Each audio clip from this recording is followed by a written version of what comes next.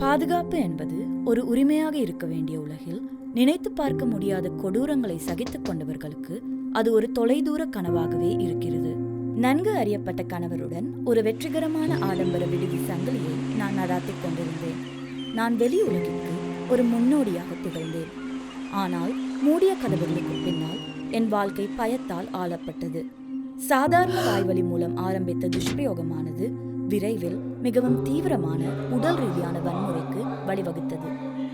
2 நாட்கள் படுக்கையில் கட்டி வைக்கப்பட்டு என்னை அதிகமாக காதலித்த நபர் என நான் நினைத்த மனைவியால் கொடூரமாக பாலியல் வன்புணர்வுக்கு உட்பட்ட தருணமே அனைத்தையும் மாற்றியமைத்தது.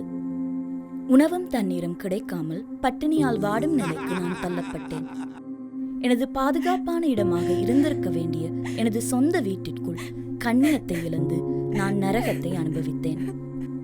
நீண்ட யோசனைக்கு பிறகு என் உயிருக்கு பயந்து இறுதியாக நான் உதவியை நாட முடிவு செய்தேன். போலீஸ் நிலையத்தில் ஏதாவது வகையான பாதுகாப்பை கோரி நான் போலீஸ் அதிகாரிகளின் முன் நின்றேன்.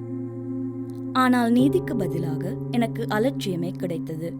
என் உடலில் துஷ்பிரயோகம் செய்யப்பட்டதற்கான எந்த அறிகுறிகளும் இல்லை என்பதாலும் சமூகத்தில் என் கணவரின் அந்தஸ்தை கருத்தில் கொண்டும் இது ஒரு பொது அவதூறாக மாறும் என்றும் ஊடகங்களால் பரபரப்பாக்கப்படும் என்றும் அவர்கள் என்னை நம்ப வைத்தனர்.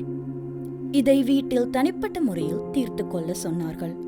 அதனால் உத்தியோகபூர்வ முறைப்பாட்டை பதிவு செய்ய நான் ஊக்கமிழந்தேன். இது ஒரு குடும்ப விவகாரம் என்றார்கள். ஆனால் அது உண்மையில்லை.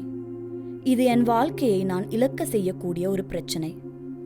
ஆனாலும் இது புறக்கணிக்கப்பட்டது, கைவிடப்பட்டது. என்னை மெதுவாக கொள்ளும் மனிதனின் கைகளுக்கு திரும்பும்படி நான் கேட்கப்பட்டேன். 1 மாதம் கழித்து என் கணவரின் வன்முறை மேலும் அதிகரித்தது.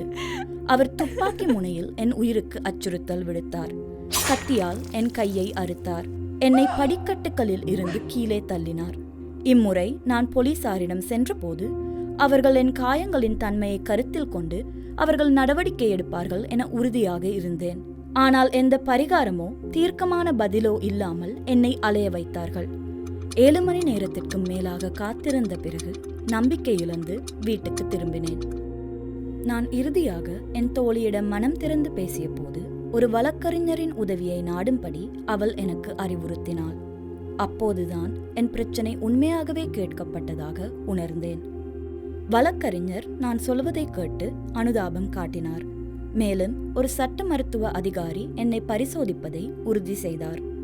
மருத்துவ பரிசோதனைக்கு சென்றபோது அக்கறைக்கு பதிலாக கொடுமையை சந்தித்தேன். அங்கிருந்த ஆண் மருத்துவர் என்னை குறை கூறியது மட்டுமின்றி, நீங்கள் சந்தோஷமாக அனுபவித்த ஒரு விஷயத்தை பற்றி இப்போது நீங்கள் அவரை குற்றம் சாட்டுவது எப்படி என கேட்டு என் வேதனையை கேலி செய்தார்.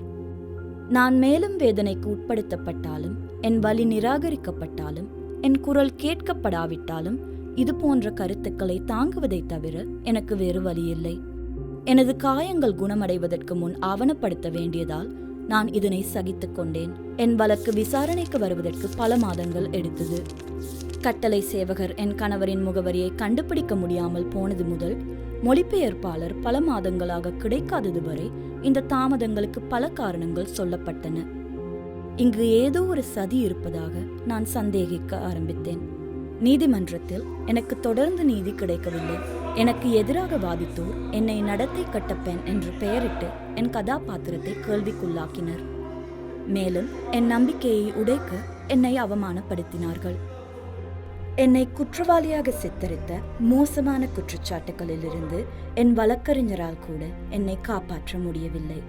அச்சுறுத்தல்கள் என்னை பின்தொடர்வது மட்டுமல்லாமல் நீதிமன்ற சுவர்களை தாண்டி என் வழக்கறிஞரையும் பின்தொடர்ந்தன.